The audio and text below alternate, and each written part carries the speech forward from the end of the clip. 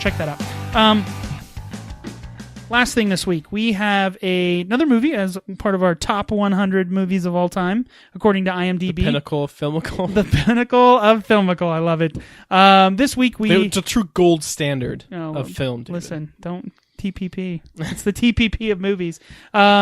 This was 94. Yes, no, 93. David, I have the information right here. It's number 93. No, number 93 on the list. Number 93 on the list is the 2000 film by Guy Ritchie. The 2000 classic sci-fi adventure Snatch. Sci-fi adventure? Does it really I'm sorry, did I get that wrong?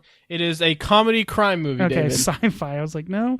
And you would know about Snatching. Am I right? Up here, Donald. Yeah, grabbing it. Anyways. I can do what I want, David. Snatch. This stars Brad Pitt. It's directed by Guy Ritchie. And written by Guy Ritchie. Oh, but yeah. So he's known, obviously, one for being married to Madonna for, I think, a period of time. Oh, really? Yeah. And then also Lock, Stock, Two Smoking Barrels. He made the new... He directed, I think it was the first Sherlock Holmes with Robert Downey. I believe that was him. So he's been around for a while, but this was kind of, I would say, other than Lock, Stock, this is his second movie. Scott Statham, Brad Pitt, Benicio del Toro, all the greats. Yeah, so this movie is about it's all about a diamond. It's about a diamond theft, and then a bunch of characters trying to get a hold of that diamond. Think of like a Ocean's 11 or a Italian Job. It's a bunch of bad guys that you're kind of rooting for. Smoking Aces, another good one. Yeah, another one like that. So it's got that vibe to it. It's a crime, comedy. It's got a little action comedy. No good guy. Everyone's kind of bad. Everyone's bad. And it's all about these different characters. The movie is rich in dialogue, amazing dialogue. In fact, it's a good staple of Guy Ritchie, right? Yeah. So I think if you like those kind of movies, this is definitely what you want to try and check out. We'll do our review again on a curve, and then we'll spoil it. But do you have anything else you want to say about what the movie's about? It's hard to talk about the movie without. Yeah, it's definitely hard. Yeah. Yeah, it's a comedy crime movie. Right. It's about a bunch of thieves kind of backstabbing each other, and the intricacies of what happens with that, and how other people get involved, and then ultimately fail or hilarity succeed. Ensues. Yeah, actually it does. Yeah. To be honest. So okay, we'll rate this one. Remember, this is a little bit different than the board game. Thumbs up deserves to be on the list. It is where it's at 93. It's the 93rd greatest movie of all time. Maybe it should be higher. Maybe it should be higher. Thumbs to the side, good movie. Might not need to be where it's at here. And then thumbs down is like an accounting error. What is it doing on the top? Yeah, 100? What is it on the top 100? 1, 2, 3. See, 2 thumbs to the side. Yeah. I thought you were gonna go thumbs up. No. This movie's good. It's not. I've developed a rule for myself, David. It's a great rule. This rule, it's fantastic. If it's not a 10, yeah, it's a 4.5. Exactly. Sorry. No, so my judge is going to be like, if this movie isn't better than the movie before it, it's going to be a thumbs to the side. It has to be. Yeah. Right. I mean, so Inglourious Basterds for me, better movie. I like that we have a connection here. Like the kid was referenced in Inglourious Basterds. Inglourious Basterds had Brad Pitt in it. This has Brad Pitt in it. So what's the next line? Well, Singing in the Rain, I don't think. I'm sure there's something. Pikeys. Pikers. But yeah, so that's the big reason why it is. Inglourious Basterds, the movie before it, was better than this movie. Mm-hmm. This is still a fantastic movie. Yeah. Well, I mean, why do you think this is on this list? Because again, this is voted on from like a huge amount of people on IMDb. Yeah, that's true. My thing, it's just got to be the dialogue, the acting, the cinematography. I mean, everything. It's a fantastic movie. Yeah, I will say this is. I think why everything about it's great. Maybe it's the sum of this movie is better than its individual parts. Like the scenes in and of themselves are okay, but like when you take it all together, it is a really fun, and the Guy enjoyable Ritchie style of it's just like it's fun. It's so fun to watch. Yeah, the movie is fun to watch and rewatch. The characters are great. I think Brad Pitt's character is just absolutely lovable. Of course, yeah. I did note on my thing that accent. Yeah, it's amazing. You have a bunch of people in the movie. Again, you mentioned, these are back. I mean, Brad Pitt was big, but like I think Statham was on the uptick here. This was kind of one of some of his earlier movies. You have oh God, what's his name? I think he plays Avi. I can't remember what he is.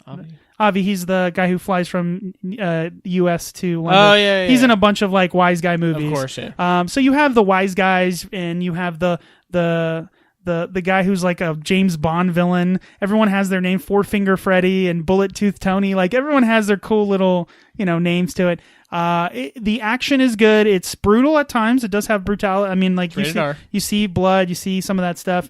The bad guy, who is probably the ultimate bad guy in here, he has some lines like his monologue about how to feed bodies to pigs and stuff. Oh my gosh, so cool. It's definitely like so cool. No, it feels like Clarice. It's like one of those moments. It's like creepy, but it's like, dude, that's It's BA, dude. Yeah, he's just sitting on a couch telling you how he's going to feed your body to pigs. It's like, oh my God. But again, I just think it doesn't, like, is it such a great movie? For me, it's good. It's not great. Yeah, that's what I'm saying. It's good. It's not as good as Inglourious Basterds, so that's why it gets automatically gets the yeah, I think the other thing that I like generally about this movie is, okay, there's this whole, it takes place in London, and they go and they travel to see this. Again, now we're in spoiler territory, so I'm going to spoil some stuff here. Movie came out in 2000, so get off it, but everyone gets on us for it. But I just absolutely love when they go and visit the pikeys, or the pikers that they call them. They're essentially like they have... gypsies, kind of. Yeah, gypsies. They have the, trailer park trash would be the equivalent of here in the States. And the way they talk, their accent, you like digs? He's like, what are you saying? You like digs? He's like, what? And he's like, dogs. It's just like this combination of Scottish, English, and they even mention it. I told you I watched it because I've seen this movie a couple of times. I wanted to see what he actually, because there's a scene in the movie where Jason Statham like, do you understand anything he just said? And I went back and I was like, I got to watch this on subtitles to see if there's actually something he's saying. There's no subtitles. Yeah, that's the joke, because you can't understand. But that's awesome.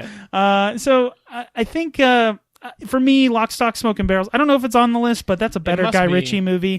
Do you have anything else you want to talk about with this? No, great. Check it out. Like I said, it's probably the most fun movie on this list. Like I said, if you like that so far that we've seen. If you like the Ocean's 11, Italian Job, that style kind of movie, you'll definitely dig this one. Exactly. And Guy Ritchie has his style of cinematography where it has good pacing, characters are well developed. I will say he does a good job of introducing a tremendous amount of characters and giving them enough screen time.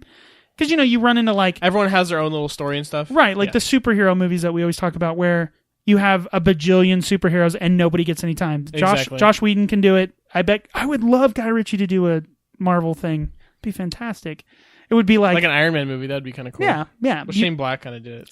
So definitely give it a check. Check it out. And it's not a super old movie, which is nice because some of these are incredibly old. But the next one on the list is for number 92. It's the 1952 adventure movie Singing in the Rain. Sorry, it's a comedy musical romance. I got that wrong. It's not a sci-fi? Not a sci-fi. I can't believe you got sci-fi. Singing in the Rain, 1952. Gene Kelly, right? Sure. Yes. Gene Kelly. Written by Betty Comden. Good old Betty. Adolph Green. Oh, whoa. Directed by Stanley Donen and Gene Kelly. But yeah, again, if you want, I want to know what everyone thinks of these movies. Send us your emails. We won't lose them, like his opponent. We won't delete them. You're going to wipe them from the servers. Give them back. We use Google. Show the people. We use Gmail. We don't use a private server. You can send us your email. The email is sitdownstandard@gmail.com. It's a fantastic email. Yeah, you can just put in the title, Papa. So stupid. I know, I love it. It's the only thing you're saying. That's all she says. She says 10 things in the whole show. It's hard to have dialogue here. But yeah, like I said, if you send us an email and we choose it for the week, you have a chance to win a $5 gift card to Starbucks, Amazon, or Steam. Or Trump Tower. Yeah. I wonder if they give gift cards there. Anyways, till next time. Bye. Bye. See ya. Papa.